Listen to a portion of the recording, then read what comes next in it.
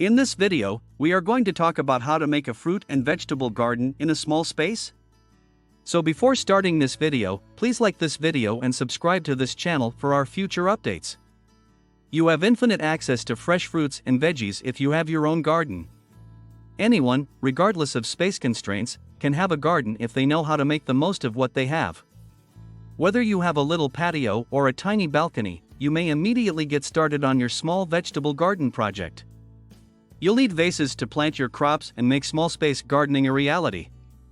We show you how to start vegetable gardening in a small space in this video. Your small vegetable garden must be placed in an optimal position.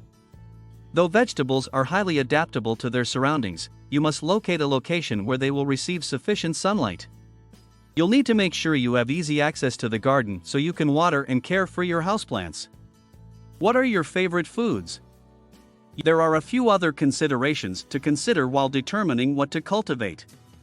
Choose your varieties carefully. Pay special attention to the seed packet, tag, or label's description. Each vegetable has its own distinct properties. Some cultivate plants that are appropriate for pots or small gardens. Other kinds have enhanced disease resistance, yields, and heat and cold tolerance. Begin by selecting vegetables that you enjoy eating, then research their sizes and care requirements. Productivity. Consider how much you and your family will consume and whether you will freeze, can, or give away any leftover vegetables. Then decide how many seeds or plants you'll need to sow in the earth. Many novice gardeners make the mistake of overplanting. Tomatoes, peppers, and squash provide continuous supply throughout the season, so you may not need many plants to meet your demands.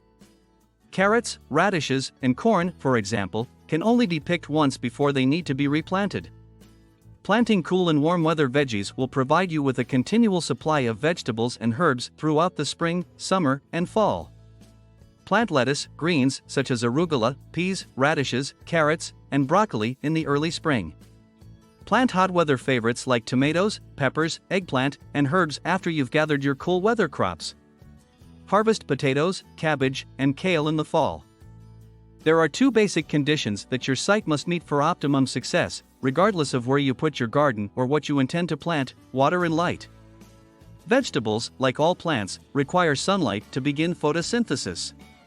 Vegetables that develop quickly require full sun, at least 6 to 8 hours of direct sunlight per day, with no trees, shrubs, or fences in the way. That is why planting sun-loving crops in dark areas would fail miserably. Plant vegetables and herbs that can endure partial shadows such as lettuce, kale, chard, spinach, chives, cilantro, parsley, and thyme in your yard. If your site receives at least 4 hours of direct sunlight every day, root crops like carrots, radishes, and beets may also work. Switch to container gardening if you have a sunny patio. That way, sun-loving veggies and herbs like tomatoes, cucumbers, beans, basil, dill, and rosemary can be planted where they'll thrive. The closer your plot is to a supply of water, the better.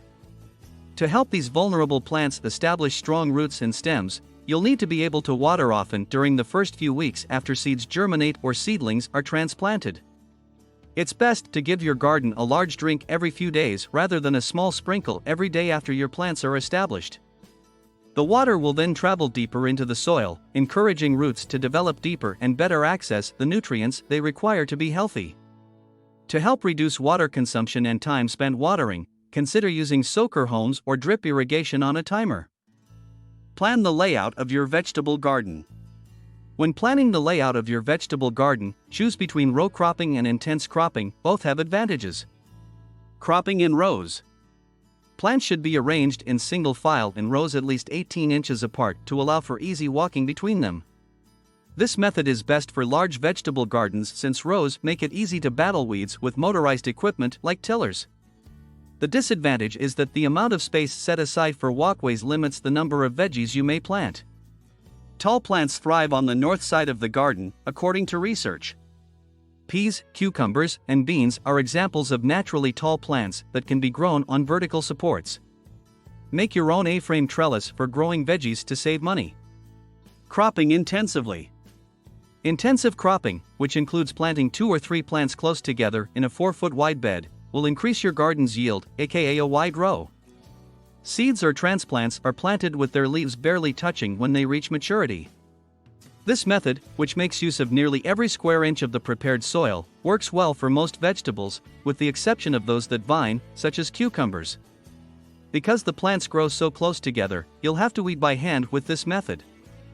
A particular variant of intensive cropping is the square foot method, which involves subdividing a raised 4 by 4 foot garden bed into 1 foot squares using a physical grid such as lattice strips. To fill a 6-inch high bed with top quality garden soil, you'll need 8 cubic feet. 1 extra large plant per 1 by 1 foot square, for giant plants per square 9 medium plants per square, and 16 small plants per square constitute the planting formula. Mix and amp, mix as you please. Plants should be started in rich soil. Your vegetable garden requires the greatest soil you can provide for the best produce. Take a trowel full of dirt and hold it in your hands. There's too much sand. Is it flaky? When wet, is it sticky? The texture of your garden soil is determined by how these 3 types are combined and in what amounts. You want dark, crumbly soil that is absolutely alive with life. Fortunately, no matter what texture the soil has, it may all be improved over time by adding organic matter. Because they're made up of big soil particles, water and nutrients may flow through them fast. Adding organic matter to sandy soil, such as compost, helps to fill up the crevices between sand particles, which helps plants retain moisture and nutrients. The opposite is true for clay soils. They are made up of very minute, densely packed particles that hold moisture but provide little room for plant roots to breathe. Compost aids in the separation of small clay particles, allowing water to drain more readily and oxygen to reach plant roots.